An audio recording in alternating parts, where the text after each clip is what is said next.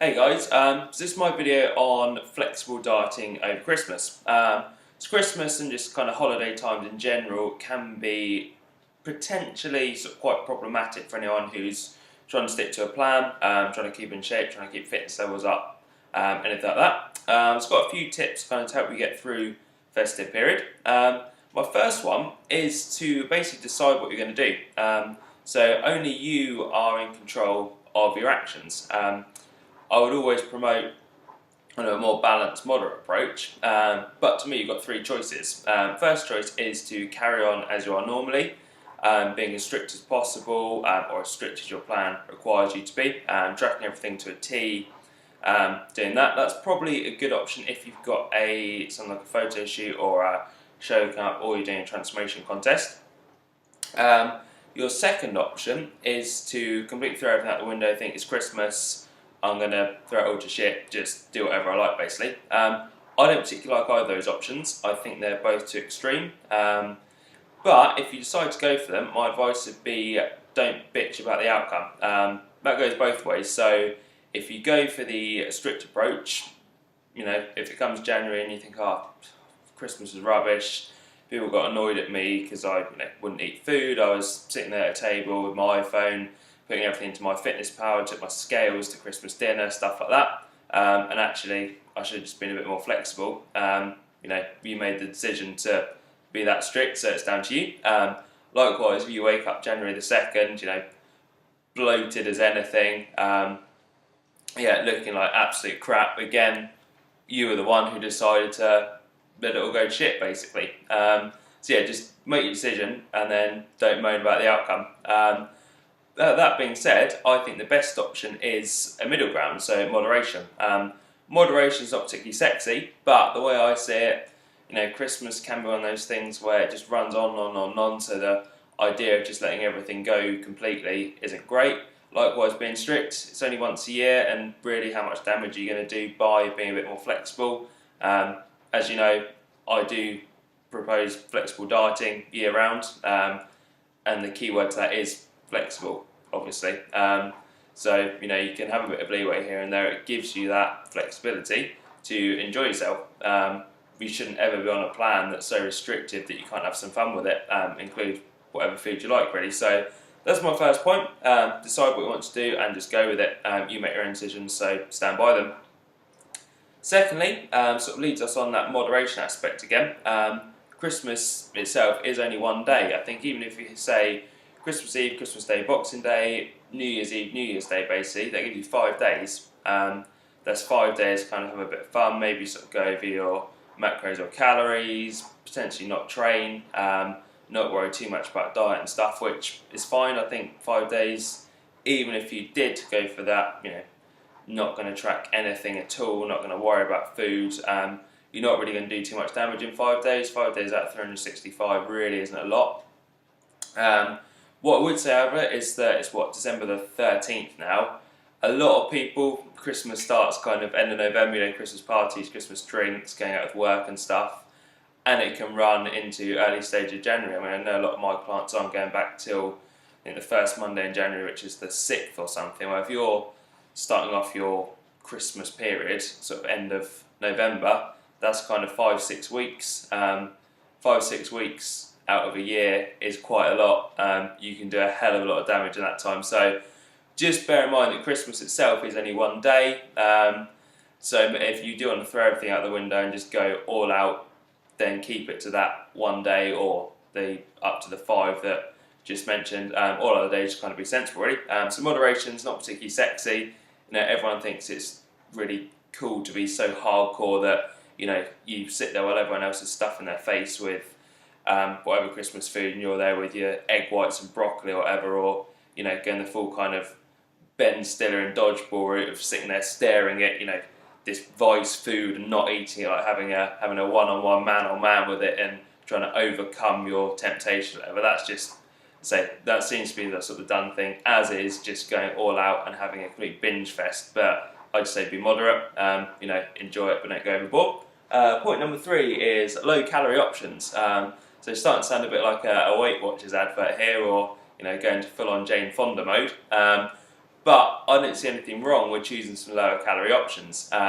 Things like cranberries. So instead of going for full sugar cranberry sauce, maybe get your own, make it with some Splenda, some normal cranberries, or whatever, or switch to a different condiment.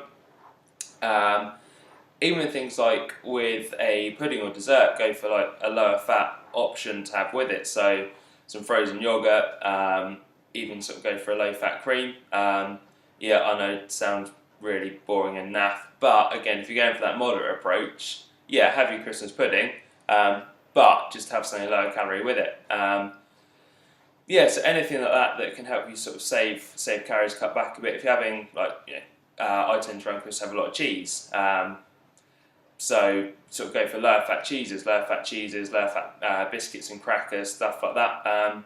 Still enjoy it, but you're not just going full on fat and sugar for the sake of it and cutting a few calories in one place, so you can have them in another place again. And it comes down to the issue of, I always say to people, is it worth it? Is eating a food really high in calories not particularly sort of that fits in with your plan worth the enjoyment for kind of having it? So if something you really enjoy something, I'd say get it into your plan. If you're just eating something really high calorie, not particularly nutrient dense for the sake of it, it's probably not worth it really. So yeah, make your mind up again. Relates back to that, make your own decisions and standing by them really.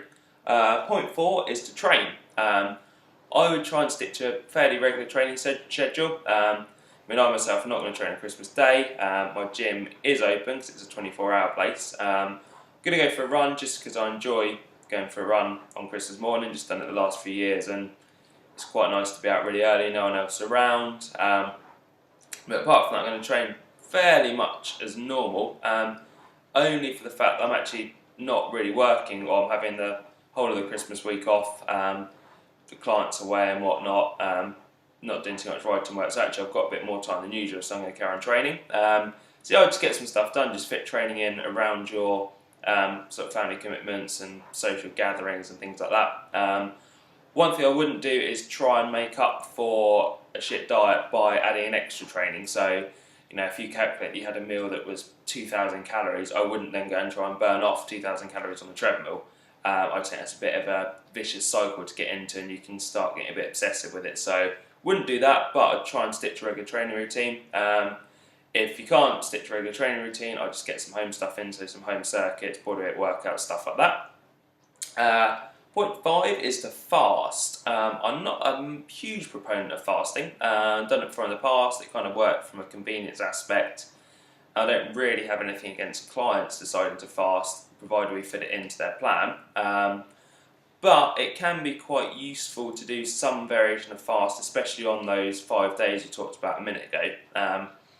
So, for instance, on Christmas Day, I probably wouldn't fully fast. I might do like a protein shake or some BCAAs in the morning, not really eat too much, have lunch kind of early afternoon, and then just have dinner again later. So what we're doing is cutting out a time when you can potentially be eating a load of calories, sort of breakfast through mid-morning, early afternoon or whatever, just to give you a bit more leeway later on.